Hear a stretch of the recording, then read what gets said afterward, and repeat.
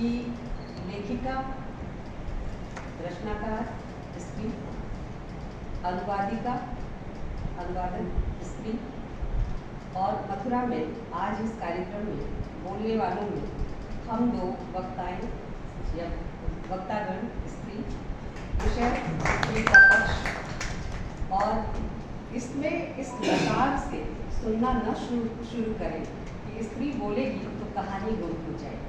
कहानी तो आएगी, स्त्री बोलेगी तब आएगी, और स्त्री चुप रहेगी तो भी कहानी बनती है। कहानी दोनों स्थितियों में बनती है।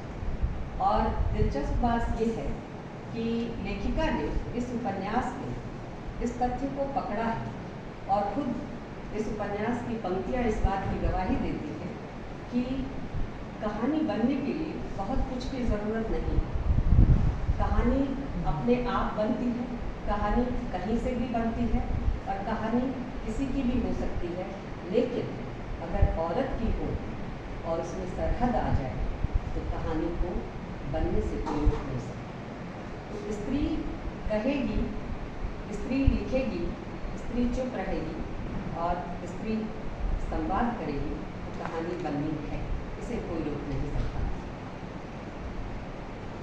लेखिका ने एक पंक्ति उपन्यास में उद्धृत की है और मैं वहीं से बात शुरू करती हूँ कि जो केले के पात में पात में पात, क्यों ज्ञानी की बात में बात बात में बात। और ये कहानी भी बात बात में बात की कहानी है। कहानी की संरचना जिस तरह से की गई है, लेखिका कई जगह उसे गाथा कहती है, कई जगह कथा कहती है, कई जगह कहानी कहती है और एक जगह दास्तान कहती है। और जितनी दफ़े इन तमाम शब्दों का जो कि टर्म्स हैं, अलग अलग कहानी के, स्टोरी टेलिंग के अलग अलग टर्म्स हैं, इस्तेमाल करती हैं, वो सारे टर्म्स इस उपन्यास में घुल मिल कर आते हैं।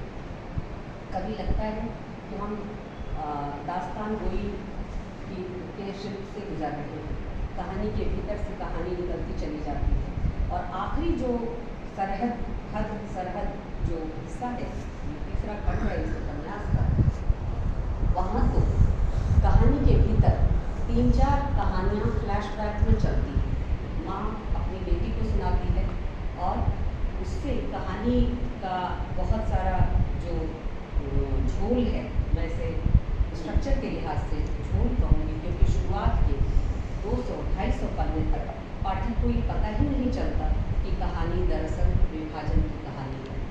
और बहुत बाद में पता चलता है, तीसरे हिस्से तक जाकर, कि कहानी वास्तव में विभाजन की कथा है और उसका सूत्र जो है उस टूटी हुई मूर्ति से जुड़ता है, जो खंडित मूर्ति के तौर पर घर के अलमारी में, और उस अलमारी में जो जहाँ वृद्धा माँ को रखा गया है, क्योंकि वृद्धा माँ का जो कमरा है वो शायद घर के अन्य कमरों से इतर और अलग है, विशिष्ट है, जहाँ अन्य लोगों की, जो बाहरी लोग हैं, उनकी विशेष आवाजाही नहीं है और शायद घर के लोग भी कम ही आते हैं अपनी ज़रूरत और वृद्धा की सेहत के बारे में तस्दीक करने पूछने ही आते हैं और एक रूटीन वर्क की तरह ये आना जाना होता है। तो उस अलमारी में जिस तरह से वो बुद्ध की और वृद्ध बुद्ध की, आपने लाफिंग बुद्धा सुना होगा, जब से चाइना का मार्केट हमारे यहाँ पसरा है, हम घर घर में आप एक दूसरे को उपहार देते हैं और बातचीत करते हैं, टोकन और सगुन के तौर पर भी लाफिंग बुद्धा दिया लिया जाता है। पर यहाँ जो बुद्ध हैं ये वृद्ध बुद्ध हैं, ये बोधिसत्व हैं जो तपस्या से छीज गए थे और बूढ़े हो गए थे और उनका शरीर जर्जर हो चुका था और बाद में जब उनको आहार करवाया गया, भोजन दिया गया, तब उन्होंने स्वास्थ्य लाभ किया। ये परवर्ती कथा है, पर लेखिका को बुद्ध के और बोधिसत्व के और बौद्ध धर्म के बहुत सारी चीज़ों से यहाँ कोई लेना देना नहीं। धर्म यहाँ टोकनिज्म के तौर पर, प्रतीक के तौर पर आया है और वो धर्म प्रेम का प्रतीक है। कहानी को अगर खोलना है तो यहाँ से देखना चाहिए। आप इस कहानी का फलक इतना बड़ा है, 376 पन्ने का ये उपन्यास, 1-2 पन्ने का नहीं है। और जब धर्मराज जी ने मुझे ये जिम्मेदारी सौंप दी है, इस उपन्यास की 2 कॉपी मेरे पास दिल्ली में पड़ी हुई थी और मेरी माँ ने पढ़ना शुरू कर दिया था। मैंने सोचा था मैं तसल्ली से पढ़ लूँ, कुछ और काम में व्यस्त थी, तो मैंने नहीं पढ़ा। लेकिन जब यहाँ बोलना था तो मैंने लग कर ये 376 पन्ने पढ़े और उससे मेरा फ़ायदा हुआ। और ये कई बातें जो सोशल मीडिया पर और कुछ एक आध प्रोग्राम्स वगैरह में जो रजत समाधि को लेकर कही गई और जिस तरह की चर्चा चल रही है, उसमें एक चीज़ लगता है कि जो पहचान के कैटेगरीज हैं, कोटियाँ हैं पहचान की, उसमें धर्म एक बहुत ज़बरदस्त कोटि है।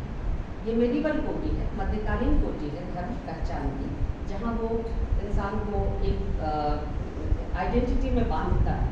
वो हिंदू है, मुसलमान है, हिंदू है तो उसमें भी और कई सेगमेंटेशंस हैं, तो वहाँ वो बांधता है। तो पहचान की एक कोटि धर्म है। बुद्ध की मूर्ति प्रतीक है। बुद्ध केवल बुद्ध नहीं है, बुद्ध बौद्ध धर्म के प्रणेता भी है। तो धर्म आता है, लेकिन धर्म का जो रूप है वो पहचान की कोटि को लेकर नहीं आता। ये दिलचस्प है, इस उपन्यास की ताकत है कि पहचान की जितनी मेडिवल कोटियाँ हैं और जितनी मॉडर्न कोटियाँ हैं, दोनों का नेगेशन इस उपन्यास में है। और इस उपन्यास की जो खूबी है वो इस लिहाज से महत्वपूर्ण बनती है कि इस उपन्यास को देखने का जो नज़रिया है वो एक स्त्री का नज़रिया है। मैंने इसीलिए स्त्री पक्ष लिखा। स्त्री जब धर्म को देखती है, स्त्री जब आधुनिक पहचान के तमाम रूपों को देखती है, और स्त्री जब खुद एक आइडेंटिटी के तौर पर अपने को आइडेंटिफाई करती है, अपने को चिन्हित या पहचानती है, तो किस तरह की विमर्श सामने आती है। इस लिहाज से इस उपन्यास को पढ़ा जाना चाहिए। धर्म की कोटि का बिल्कुल नेगेशन इस उपन्यास में है। बौद्ध धर्म का प्रतीक व बुद्ध की मूर्ति जो पाकिस्तान से अनवर के प्रेम के प्रतीक के रूप में चंदा या चंद्रप्रभा देवी लेकर भारत चली आई थी खैबर पास से होते हुए, और वह खंडित मूर्ति जो उनके भारतीय पति को, जिसका नाम उपन्यास में कहीं नहीं है, उपन्यास में इस पक्ष पर मैं बाद में बात करूँगी कि उनका जो हिंदू पति है, भारतीय, जिसकी पहचान भारतीय के रूप में है, वह उस पति को वह मूर्ति एक खुदाई में मिलती है और वो लाकर मूर्ति घर में ले आते हैं, क्योंकि अजायब घर में वो देने से उनको बहुत ज़्यादा कीमत मिल सकती थी उस मूर्ति की, लेकिन उन्होंने अपनी उस नौकरी में उसको एक अचीवमेंट की तरह देखा और उसे घर ले आए उस मूर्ति को। और ये जानते हुए भी कि वो बहुत कीमती मूर्ति है, घर में एक विश्वास के कारण कि खंडित मूर्ति को रखा नहीं जाता, उसे कबाड़ की तरह या एक अयाचित वस्तु की तरह माँ के कमरे में रख दिया जाता है, अलमारी के पीछे, कपड़े के पीछे, ताकि सहज ही निगाह लोगों की न पड़े।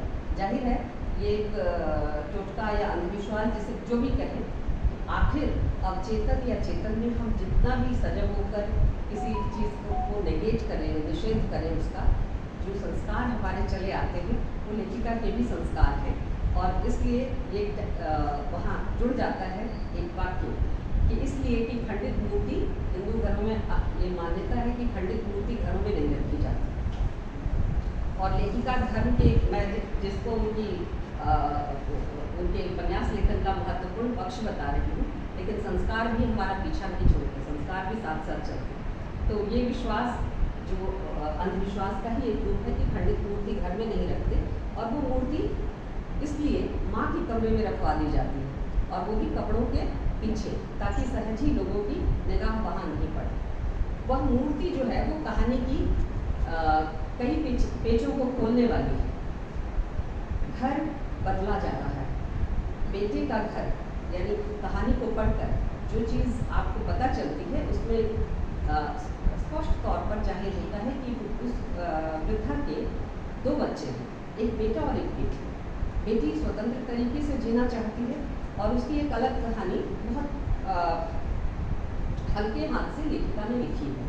कहीं कहीं तो ऐसा लगता है जैसे वो शायद एक तरह से व्यंग भी कर रही हूँ। वो अपनी जीवन शैली को भी प्रश्नांकित करती चलती है।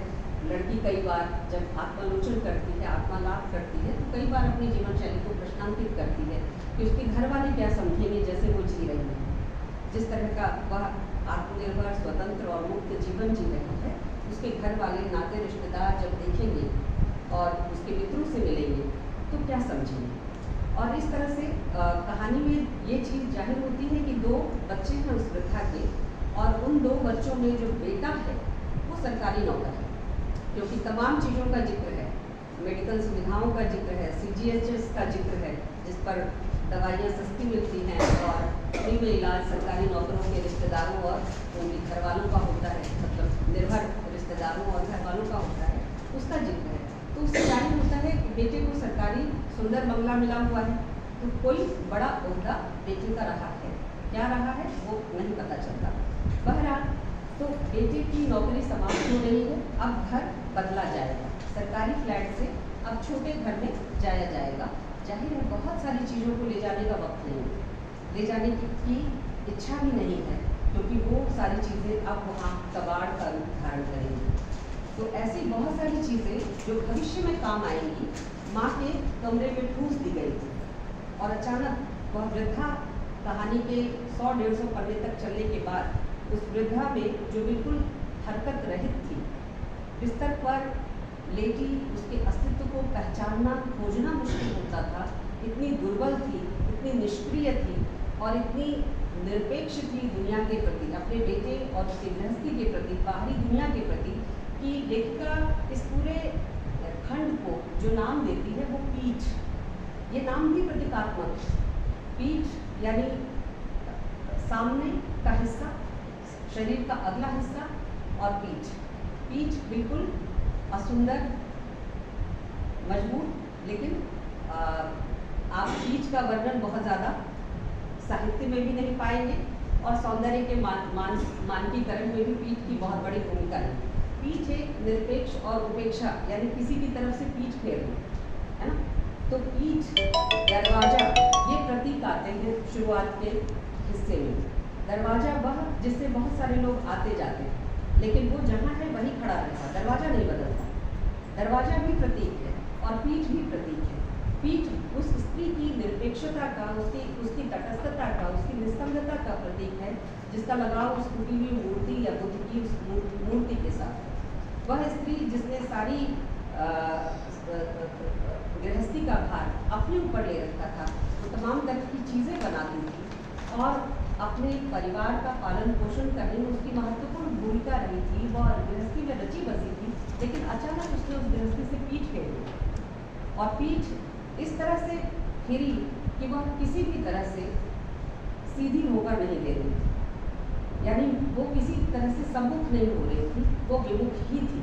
यह जो तटस्थता, निरपेक्षता थी और बेटे, बेटी, बहू, इन 3 किरदारों का वापस उस वृद्धा को जीवन में लौटा लाने की जो जद्दोजहद थी, वो कोशिश शुरुआत के 150-200 पन्नों तक चलती है।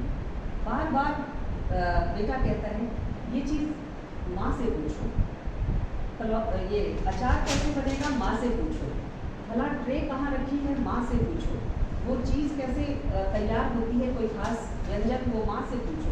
और इस तरह से माँ को दुनिया में इन्वॉल्व करने का जो उनका तरीका है, वह वही था जिसमें माँ अपने सक्रिय जीवन में, अपने गृहस्थ जीवन में इन्वॉल्व थी। और इस इन्वॉल्वमेंट से अब माँ उदासीन हो चुकी है। वो नहीं चाहती कि उसको जगाया जाए, उसको फिर से उद्बुद्ध किया जाए और फिर से उसी दुनिया में ले जाया जाए जिसको वो छोड़कर आ गई है पति की मृत्यु के बाद। वो नहीं लौटना चाहती बहू की गृहस्थ चिकपिकती दुनिया में।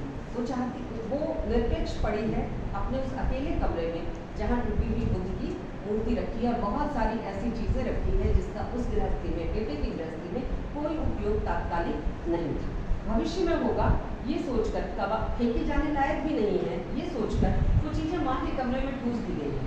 अमरकांत की कहानी याद आती है, अगर आपने पढ़ी हो और वाकिफ हो तो अमरकांत की कहानी याद आती है, जहाँ वृद्धा माँ के घर में क्या स्थिति होती है, उस कमरे को देखकर, उस विवरण को देखकर एक उसकी याद आती है कि जहाँ सब कुछ जो अवांछित था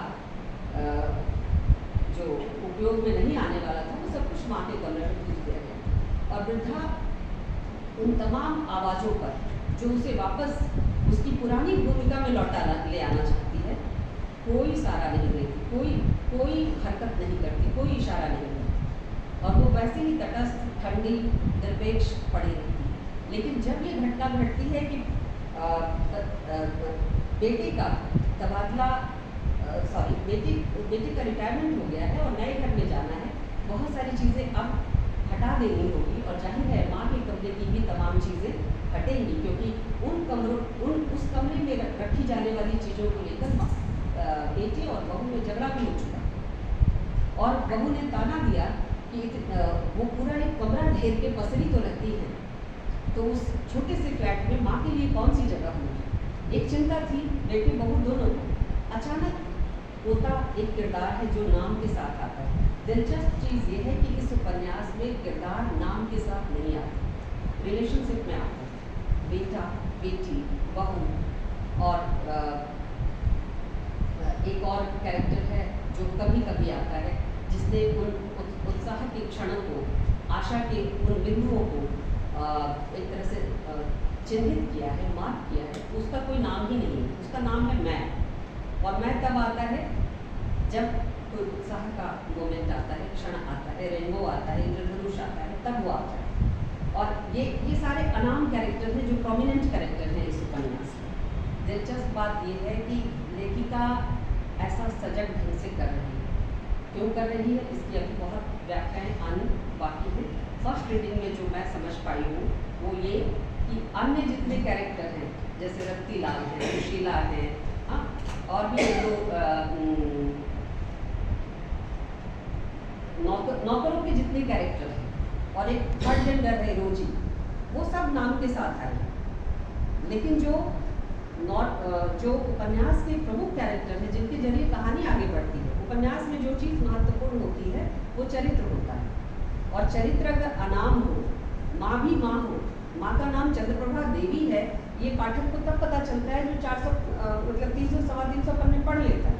उसके पहले तक वो अम्मा है, माँ है, गृहिणी है, रिश्तों में बंधी हुई है, और इस तरह से ये कहानी आगे बढ़ती है।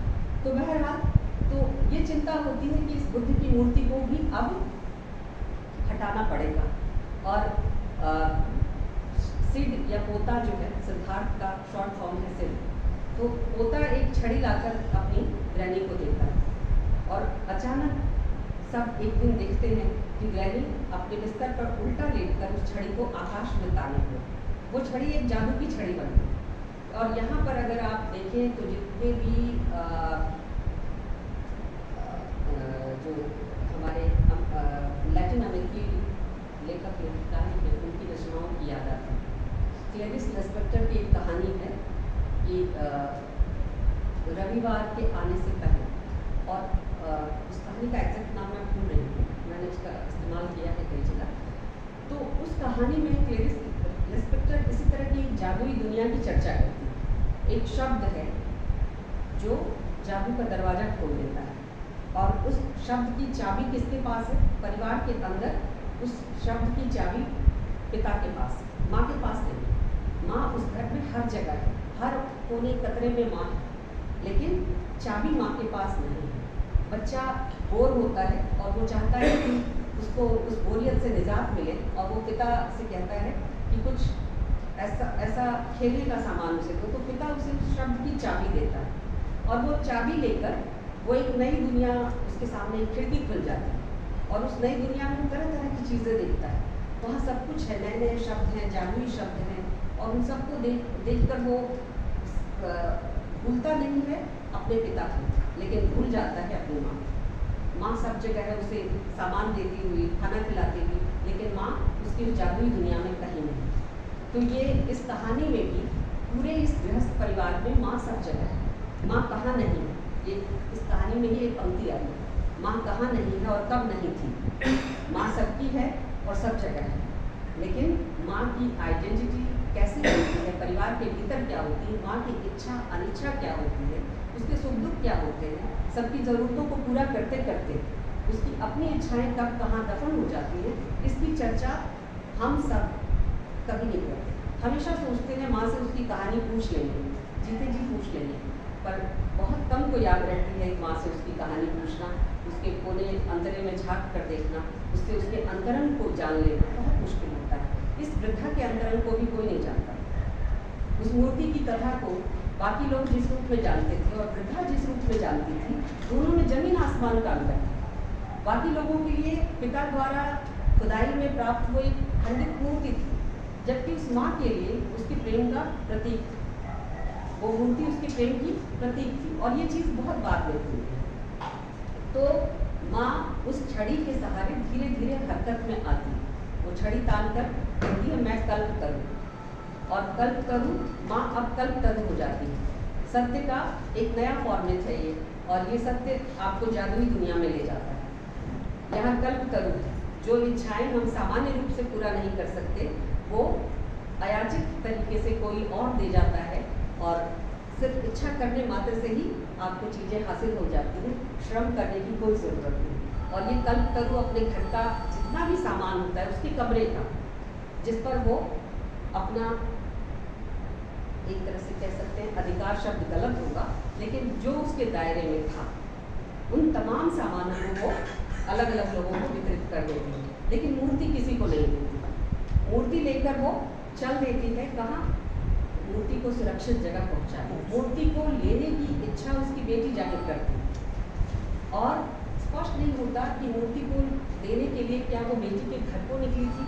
उसे रास्ते में रोजी मिलती है, वही रोजी जो यूनक है, जो थर्ड जेंडर है, और रोजी को मूर्ति देकर रोजी ने उसे मकान बता दिया, क्योंकि माँ कभी दरवाजे के बाहर नहीं निकली। माँ का परिचय बाहर की दुनिया से नहीं था, दरवाजा जहाँ था वही था।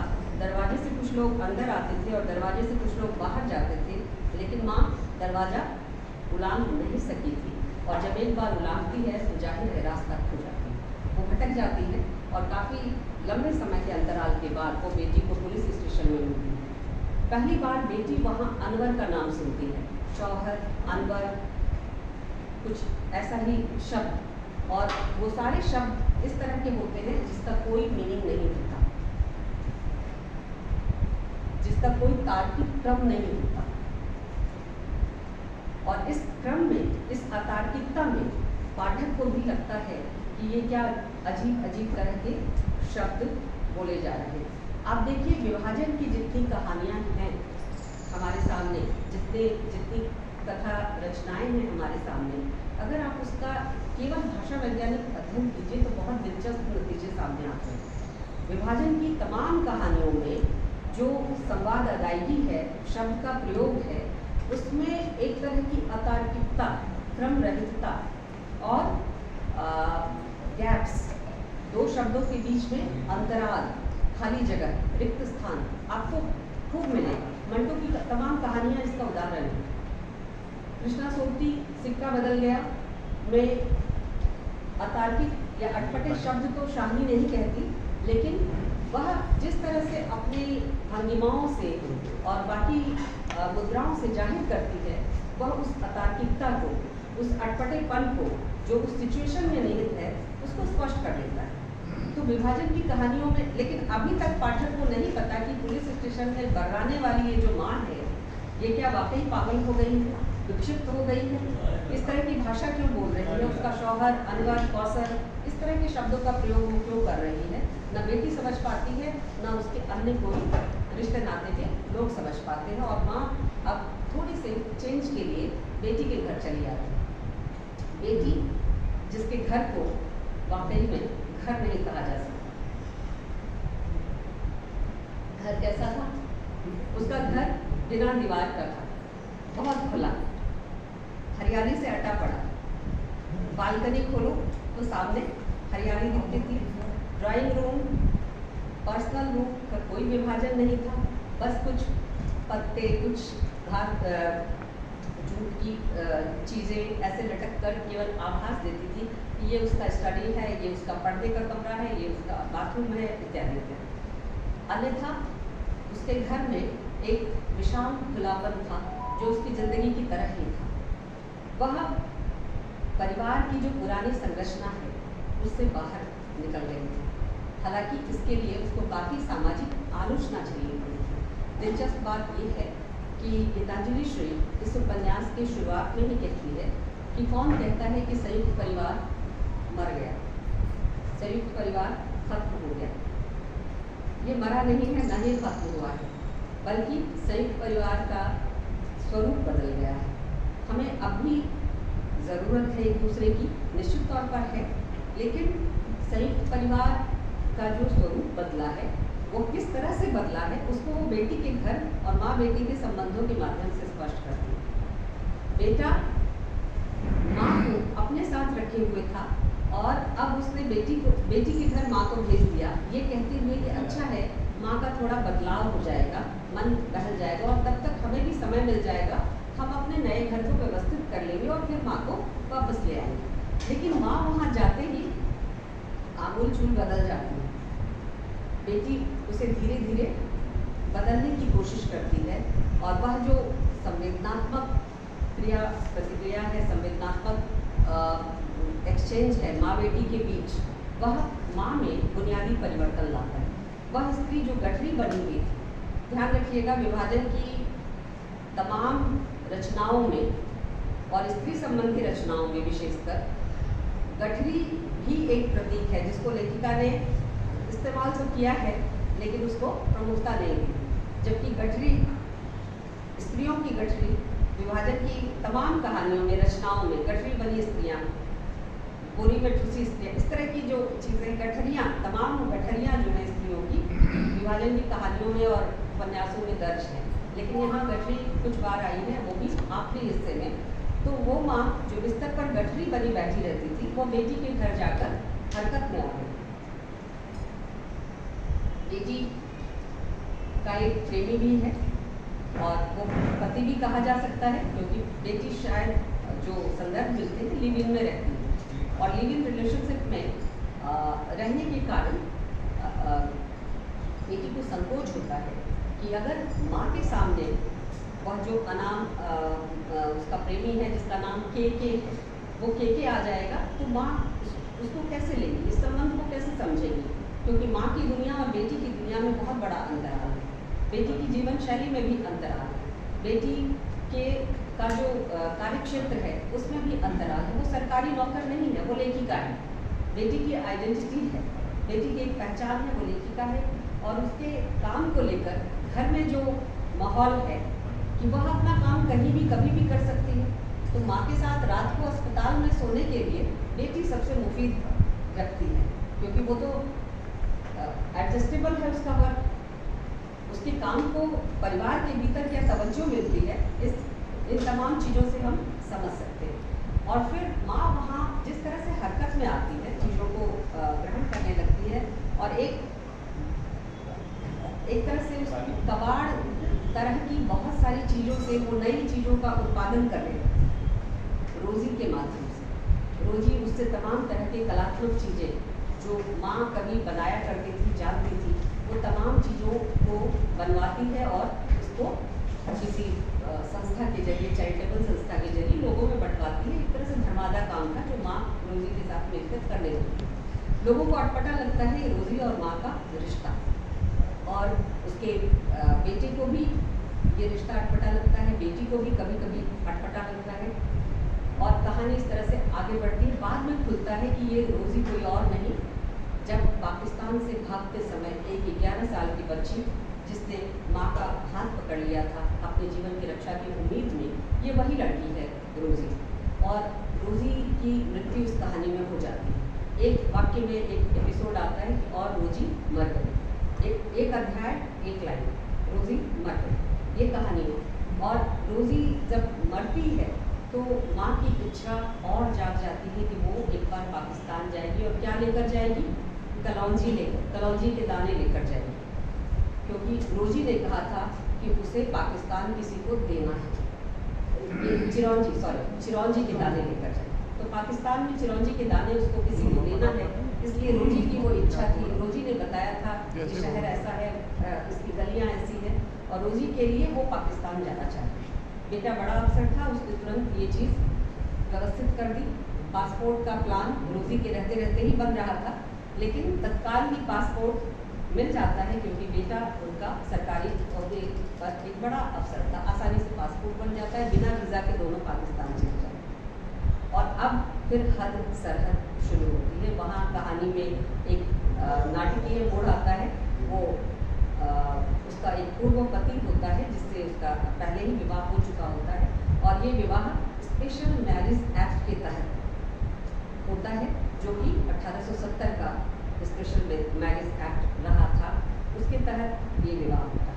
कहानी में इसको विश्वसनीय बनाने के लिए एक वाक्य जोड़ा गया है, और वो वाक्य है कि ये नई पीढ़ी की सोचती है कि उसी ने रूढ़ियाँ तोड़ी है, उसी ने परंपराओं को उलांघा है। हम पुराने लोग, क्या हमने कुछ नहीं किया अपने ज़माने में?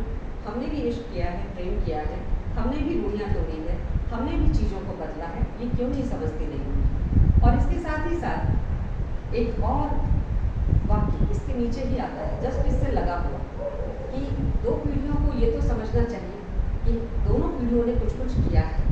अगली पीढ़ी जो आगे बढ़ी है वो पिछली पीढ़ी के साथ ही, उसके किए पर ही आगे बढ़ी है।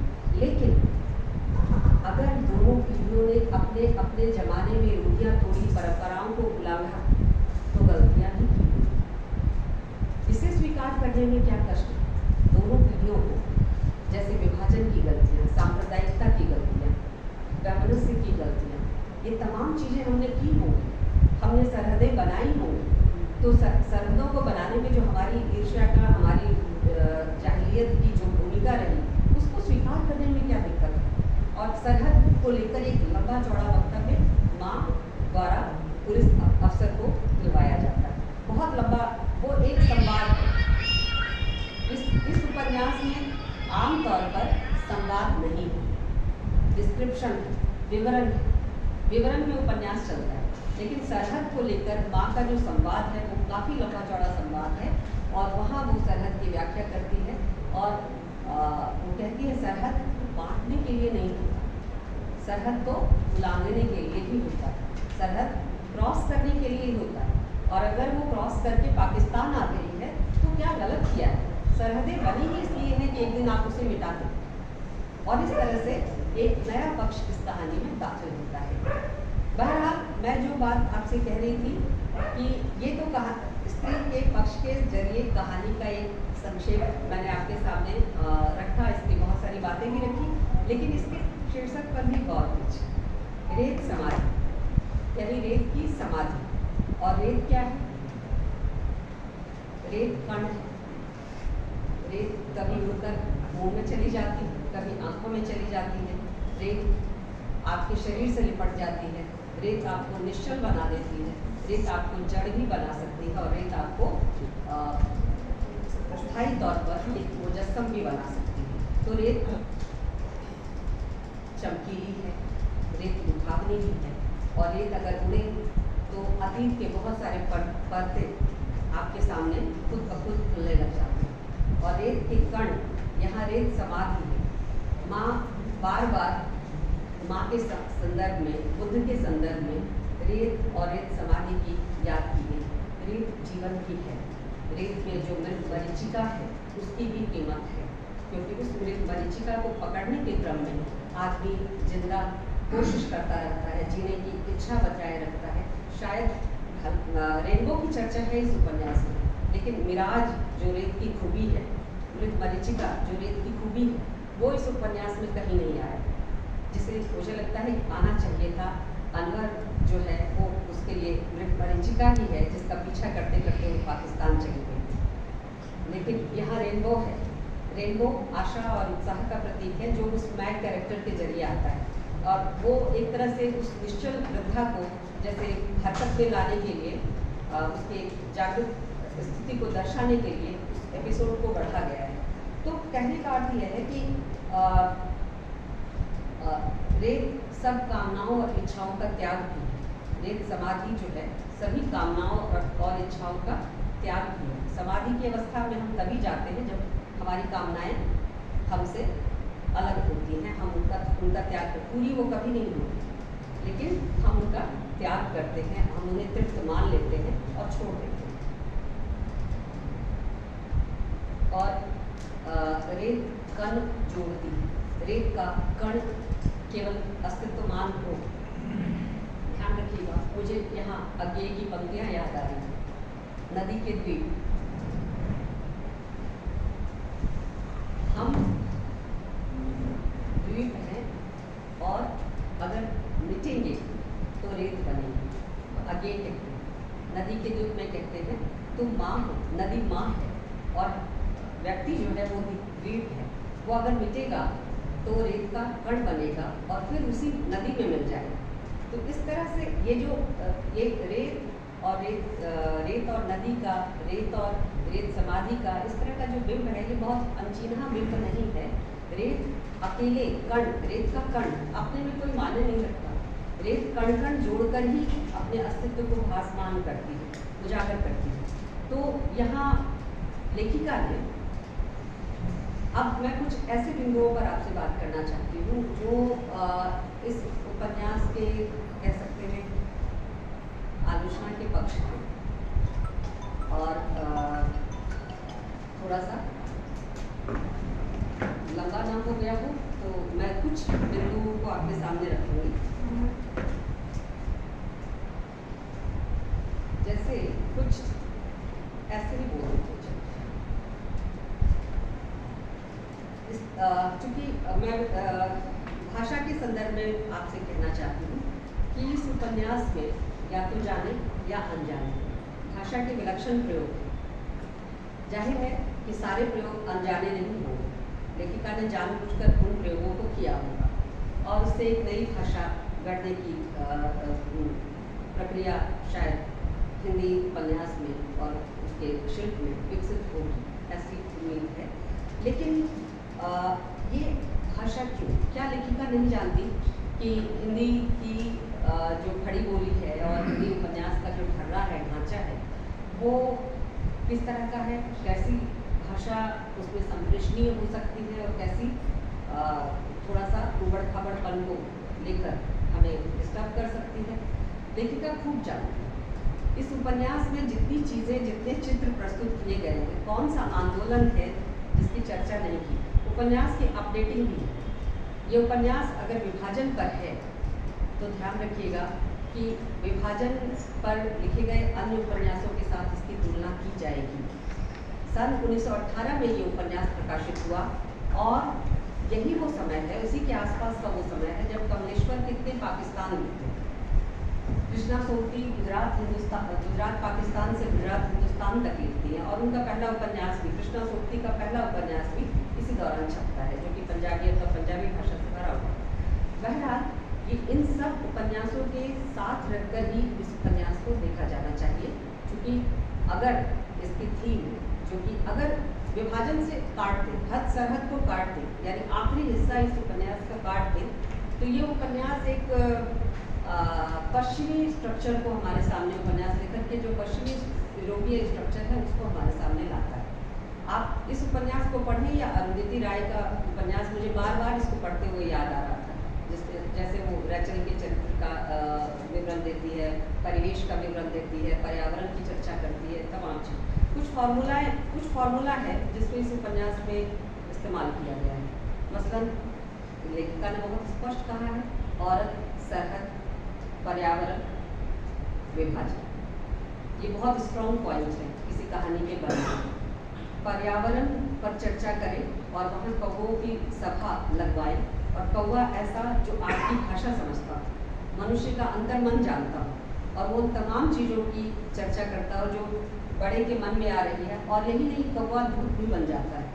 कौवा दूध बनना कोई नई घटना नहीं, हिंदी साहित्य भरा पड़ा है। कागा सप्तन खाइयो, दो नैना मत खाइयो, पियो मिलन की आस।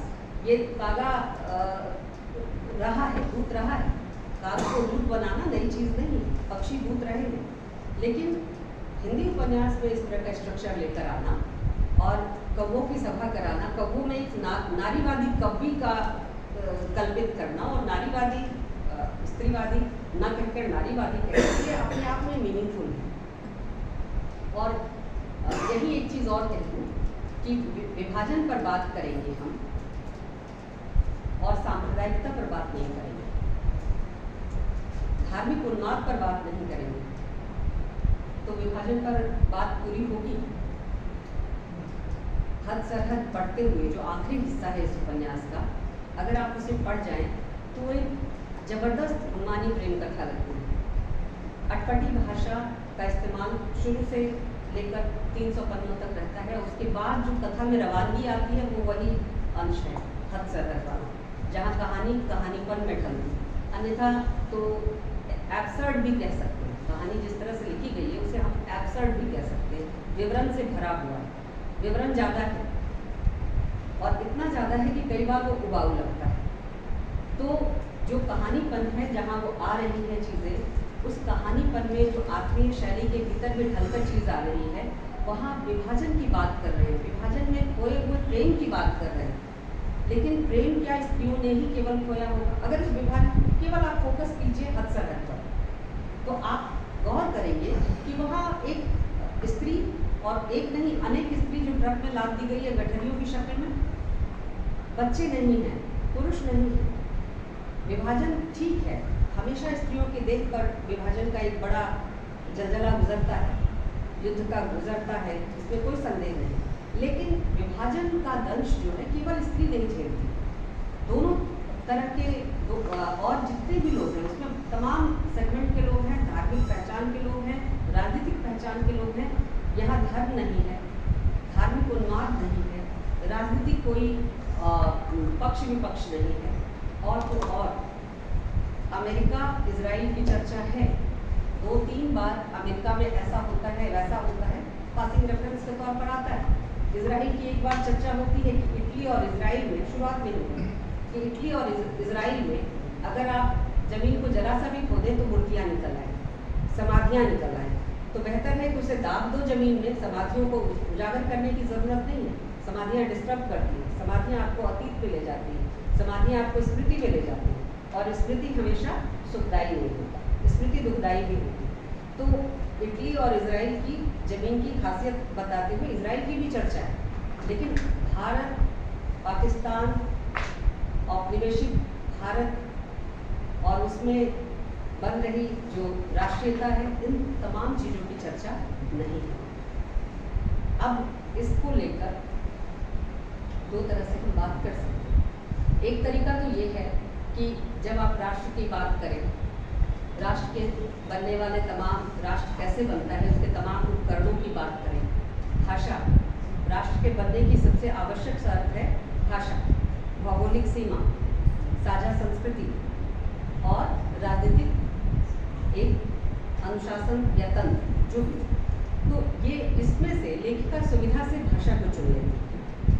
केवल भाषा पर बात करें, कौवों की भाषा पर बात करें, पशु पक्षियों की भाषा पर बात करें और नौकर चाकर सबकी भाषा पर हम बात करें। भाषा पर खूब लेक्चर है इस उपन्यास में।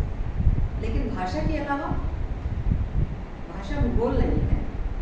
भाषा राष्ट्र की जो संरचना में एक तत्व है, लेकिन वही एक तत्व नहीं है, बाकी चीज़ों को वो छोड़ देती है। वहाँ राष्ट्र की पहचान के जो अन्य रूप हैं, जहाँ राजनीतिक व्यवस्था, भौगोलिक व्यवस्था, संस्कृति, रवायत, ये तमाम चीज़ें आती हैं, उसको वह नहीं पकड़ती। संस्कृति भी गायब है। दिलचस्प बात यह, कल्चर नहीं है इस उपन्यास में कहीं। आप संस्कृति के अंश ढूंढिए। एक कल्चर है जो मिडिल क्लास की जो पार्टी कल्चर है वो ज़रूर है। शुरुआत में जहाँ माँ को उठाने के लिए माँ से पूछो कौन सा शरबत में क्या डलना है, माँ से पूछो दाल कैसे बननी है, माँ से पूछो। ये माँ को प्रोवोक करने के लिए, उद्बुद्ध करने के लिए ये पंक्तियाँ आती हैं। सभी चाहते हैं माँ कुछ बोल दे, माँ हिल जाए बिस्तर में, लेकिन ऐसा होता नहीं। बस एक कल्चर जो कि वे कल्चर, संस्कृति के बिना उपन्यास कैसे बन सकता है? और उपन्यास बनेगा तो वो एकांगी उपन्यास होगा। आप संस्कृति को छोड़कर, मतलब जिस देश की कहानी है उसकी भूगोल की चर्चा तो थोड़ा बहुत आपने भारत पाकिस्तान के संदर्भ में कर दी। लायलपुर है, लाहौर है, कराची है और कहीं कहीं दिल्ली है, पुरानी दिल्ली में थोड़ा बहुत एक आध जगह। लेकिन लायलपुर का कल्चर भी होगा, संस्कृति भी होगी, लाहौर की संस्कृति भी होगी, भारत के विभिन्न शहरों की संस्कृति होगी। वो क्यों गायब है?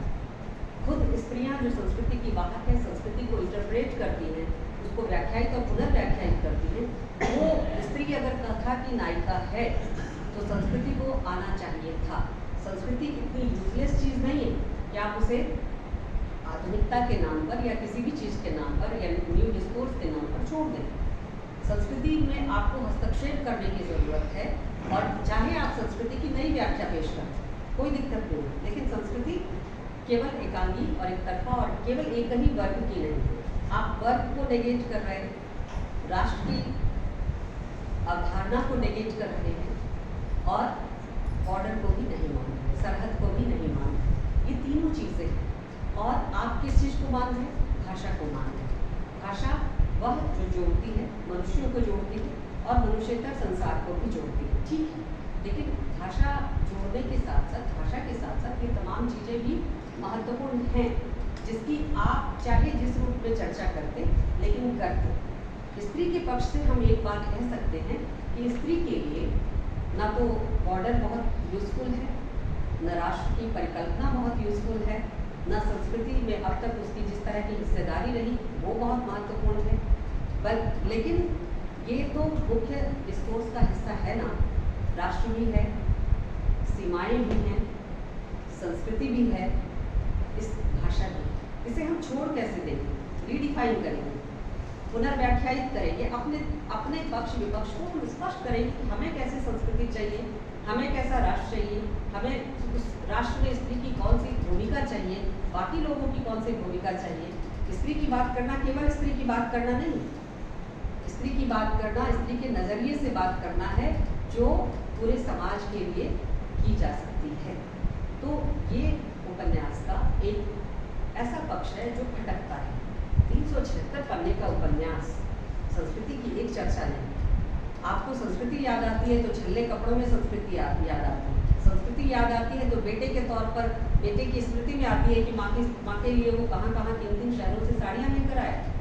संस्कृति केवल साड़ी नहीं है, संस्कृति का फलक बहुत विराट है और उसमें हस्तक्षेप करने की ज़रूरत थी एक आधुनिक लेखिका से, खास करके स्त्रीवादी लेखिका से। गीतांजलि श्री 1987 में उनका पहला जो कहानी, उनकी जो कहानी हंस में छपती है, जिससे मेरा उनसे परिचय हुआ, मैं एक लेखिका के तौर पर मैंने उनको जाना, वो बेलपत्र था। और बेलपत्र बहुत सशक्त कहानी थी, तो एक आशा बनती थी। इतना न्यूट्रल, इतना उदासीन, इतना तटस्थ समाधि उस महिला की हो सकती है, लेखिका की तो नहीं होनी चाहिए।